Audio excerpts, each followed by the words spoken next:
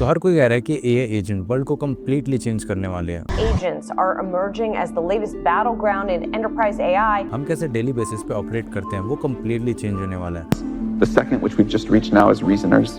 The third is agents. And पूरी take economy shift होने वाली है। We're not stopping there, and today we are introducing new agents. And बहुत सारी blue collar job खत्म हो जाएगी। We're gonna bring a level of automation capability that the world's never seen, and I love that you codified it as agent. And बहुत सारी $1 billion industries form होगी on basis of AI agents. I think we're going to live in a world where there are going to be hundreds of millions and billions of different AI agents. Eventually, probably more AI agents than there are people in the world. And the most interesting part, ये सच है and मैं इतना bold statement क्यों claim कर पा रहा हूँ? Let me give you a real example. Let's say biotech industry में कोई एडवांसमेंट होती है, डू यू रियली थिंक कि उसका इम्पैक्ट पड़ेगा रॉकेटरी और maybe in energy industry? The answer is no. ये इंडस्ट्रीज कंप्लीटली डिफरेंट है। अगर किसी एक में एडवांसमेंट होती है तो उसका इम्पैक्ट दूसरे पे नहीं पड़ेगा, but in AI that's completely different and the reason for this intelligence है basis of scientific and technical progress का। एंड इसकी वजह से AI एजेंट एक ऐसी टेक्नोलॉजी है जो कि लोअर करती है ह्यूमन एफर्ट को to do anything at lower cost with higher intelligence. But the problem is कि कोई भी बात नहीं कर रहा है कि how to actually build AI agent. Talking about की रियल चैलेंजेस क्या है AI एजेंट को बनाने के लिए, उसके मेन कंपोनेंट्स क्या है, इसका फाउंडेशन क्या है, and one of the most important question जो कि सबसे ज़्यादा इग्नोर किया जा रहा है वो कि when you should build AI agent, because building AI agent takes lot of resources. So in this video we'll go through a comprehensive guide from OpenAI in that they have briefly explained how you should build AI agents. And the reason कि मैं OpenAI की guide choose कर रहा हूँ to explain everything about building AI agents is because they're leading the AI race. Like आप उन्हें देख पा रहे हो कि वो हर हफ्ते एक न्यू टेक प्रोडक्ट को लॉन्च कर रहे हैं and they are competing with like tech giants like Google, Microsoft, and they are still winning the race. So we are going to get a lot of knowledge from this secret PDF. So yeah, let's get in. And ये video सबके लिए, no matter आप completely beginner हो या फिर आप एक tech pro, this video will be valuable for everybody. So let's start the video and here we are on our laptop screen. So yeah, let's go. So the first question is what is an agent? And मैंने बहुत सारे लोगों को confuse होते हुए देखा है कि उन्हें डिफरेंस नहीं पता होता between AI agent, chatbot and workflows. The only difference जो कि एजेंट को डिफरेंशिएट करता है from chatbots and workflows, it's the capacity to take any kind of decision on its own. So agents are system that independently accomplish task on your behalf. It means वो आपके behalf पे सारे decisions को लेगा to accomplish your task. And they do this by leveraging LLM model. LLM model हो गया कि उनका एक brain हो गया.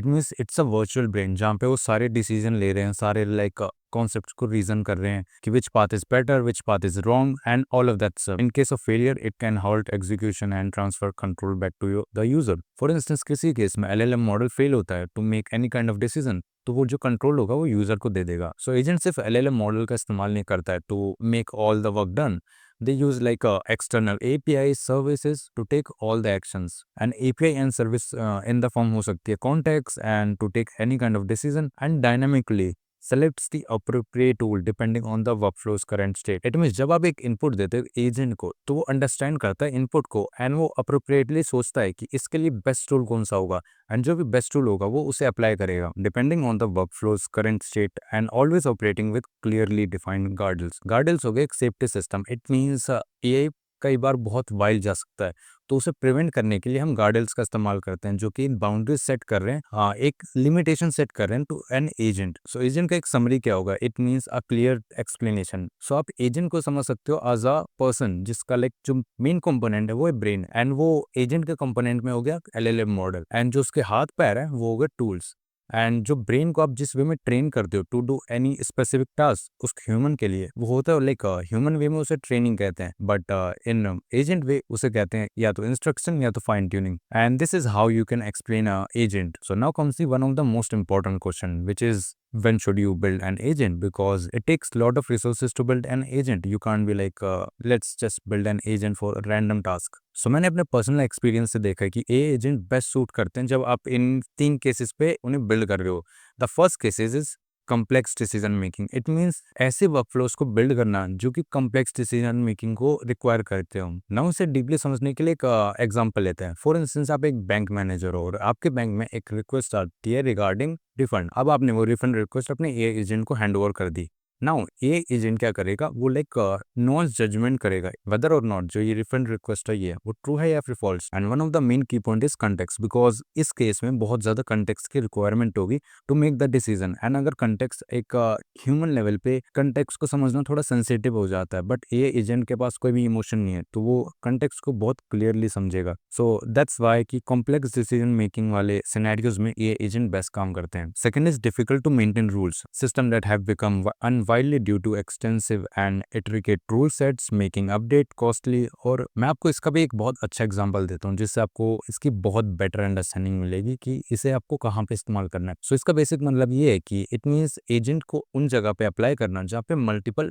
रूल्स आते हैं। फॉर इंस्टेंस यूएई में अभी कुछ दिन पहले ये एजेंट को यूज करना चालू करा गया है फॉर राइटिंग लॉज, बिकॉज वहाँ के लॉज बहुत ज़्यादा स्ट्रिक्ट हैं एंड बहुत सारे लॉज हैं। फॉर इंस्टेंस कोई क्राइम होता है, अब उसके इतने सारे लॉज निकल के आ जाएंगे ना कि उसमें फाइनल जजमेंट निकालना बहुत मुश्किल हो जाता है, बिकॉज बहुत सारे रूल्स एक दूसरे को ओवरराइड कर रहे हो। इट मीन्स एजेंट वहाँ पे भी बेस्ट है जहाँ पे लाइक बहुत सारे रूल्स एक दूसरे को ओवरराइड करते हैं। एंड इसका इस्तेमाल सबसे ज़्यादा आई थिंक गवर्नमेंट में बहुत ज़्यादा हो सकता है। एंड अनदर एग्जाम्पल जो यहाँ दे रखा है which is performing vendor security reviews. So now third step is heavy reliance on unstructured data. जो थर्ड एग्जाम्पल है बट आई थिंक कि ये सबसे ज़्यादा वाइडली इस टाइम यूज हो रहा है। And the reason for this, for instance आपको एक पर्टिकुलर इंडस्ट्री में स्केल करना है, सो जो बेस्ट ऑप्शन आपके पास होगा वो होगा प्रीवियस डेटा को लाइक लुकअप करना एंड उसमें देखना कि क्या चीज़ वर्क कर रहा है, किस वे में वर्क कर रहा है and all of that stuff. And आपको कुछ फ्यू फ्रेमवर्क्स एंड स्ट्रक्चर को ढूंढ के निकालना है जो कि आपके इंडस्ट्री में पहले वर्क कर रहा है, देन आपको उसे एकदम मैक्सिमम वॉल्यूम पे करना है। एंड ये पर्सनली मैं भी इस्तेमाल करता हूँ। मैंने अपने एक ये एजेंट बनाया जो कि मेरी स्क्रिप्ट्स को लिखता है। For right now this video has no script, so ये मैं डायरेक्टली बोल रहा हूँ,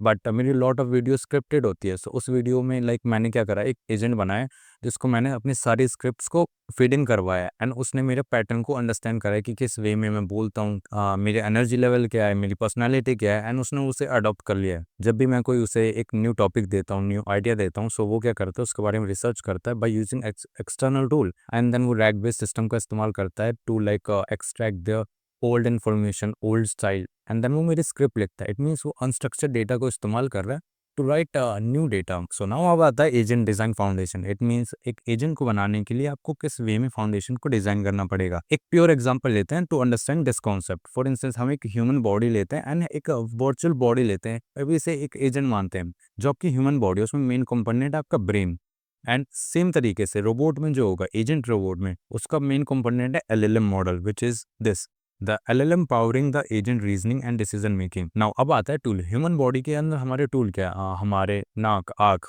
हमारे पैर, हाथ, ये सारे हमारे टूल्स हैं। एंड एजेंट की बॉडी में टूल हो गए उसके एक्सटर्नल API सर्विसेज, एंड वो सर्विसेज हो रखी है शायद डिफरेंट कोड की, डिफरेंट प्लेटफॉर्म की, different maybe a lot of things. Means external functions और APIs the agent can use to take action. मतलब उसे जो भी एक्शन लेना होगा, जो मॉडल आपका ब्रेन लाइक डिसाइड करेगा रोबोट का, तो एक्शन किस वे में लेगा वो आते हैं टूल। आप उसे जितने टूल्स हो सकते हैं वो सब दे सकते हो, बट एक लिमिट होती है, उसे लाइक डिजाइन करना पड़ता है अच्छे से, वो हम बाद में देखेंगे। देन आता है इंस्ट्रक्शन। इंस्ट्रक्शन ये हो गया कि आप अपने ब्रेन को किस वे में ट्रेन कर रहे हो। जैसे मैंने अपने ब्रेन को ट्रेन कर रखा है to write code, to make videos, to build businesses. But अगर इंस्ट्रक्शन को नेक्स्ट लेवल पे लेके जाया जाए तो वो होता है फाइन ट्यूनिंग। इंस्ट्रक्शन जस्ट ये हो गया कि like hey if something happens like this do this, that's it. But अगर आपको उसे ट्रेन करना होगा, hey if something happens like this you have to do this in this manner.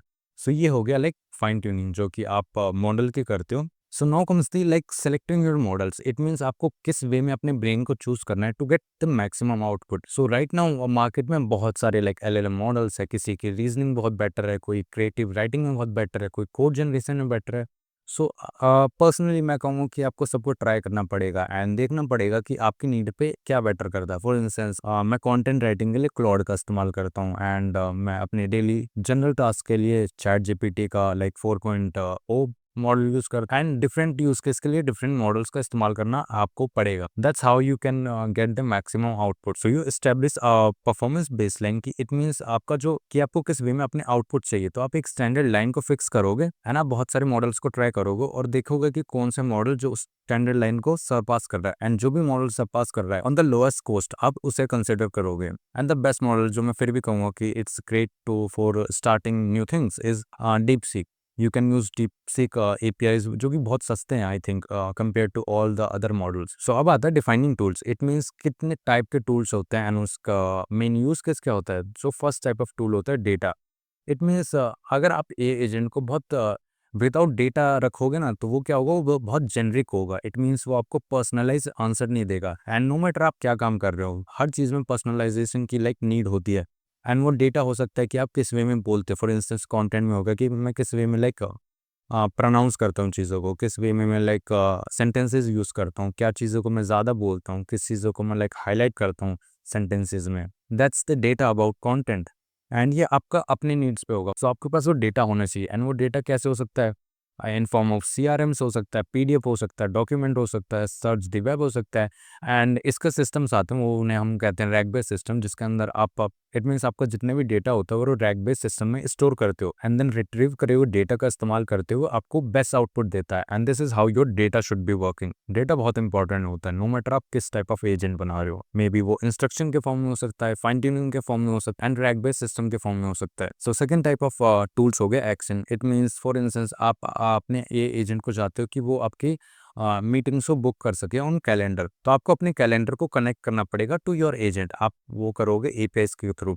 सो ऐसे ही आपको जितने भी टूल्स को इस्तेमाल करना है, आपको उसकी API को लेना पड़ेगा। एंड मे बी वो हो सकता है उसकी कुछ कॉस्ट है या फिर वो फ्री है। And third type of tool हो गया ऑर्केस्ट्रेशन। इट मीन्स एजेंट खुद काम कर सकते हैं as a employ. It means आपने एक मैनेजर एजेंट को बना दिया, देन उसके अंदर बहुत सारे अंडर एजेंट बना दिए। इट मीन्स फॉर इंस्टेंस अगर मैं एक अपना कंटेंट एजेंट बना रहा हूँ तो मैंने एक कंटेंट मैनेजर बना दिया, देन उसके अंदर मैंने एक थंबनेल एजेंट बना दिया, देन एक स्क्रिप्ट एजेंट बना दिया, देन आइडिया एजेंट बना दिया। एंड हम ये करते हैं बिकॉज सम टाइम जो सिंगल एजेंट होता है वो सारे टास्क को खुद हैंडल नहीं कर पाता। So we need sometime different agent for different tasks. So this is all about this video. I hope you like this video. And इस वीडियो में मैंने ज़्यादातर प्रैक्टिकल थ्योरी के बारे में बात करी है, कि मेन थ्योरी के बारे में बात करी है कि जो मेन कंपोनेंट्स, मेन चीज़ें हैं अबाउट बिल्डिंग ये एजेंट। मैंने इसके अंदर टेक के बारे में बिल्कुल बात नहीं करा। And if you want me to talk about the tech part of building a agents, मैं श्योरली उस पर वीडियो बना सकता हूँ। मैंने कुछ पहले ही बनाई है, but that was about building RAG based agent using LangFlow। But मैं प्योरली एक वीडियो बना सकता हूँ about explaining all the tech behind building a agents. So या I hope you like this video and make sure to subscribe and अपने दोस्तों को भेज देना। या बाय बाय।